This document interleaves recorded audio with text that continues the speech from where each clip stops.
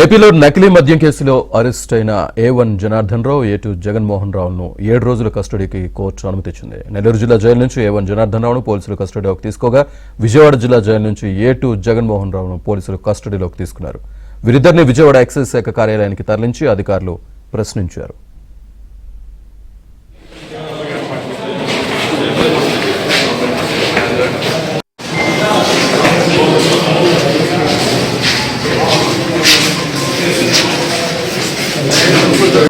విజయవాడ జిల్లా జైలు నుంచి A2 జగన్మోహన్ రావును పోలీసులు కస్టడీలోకి తీసుకున్నారు.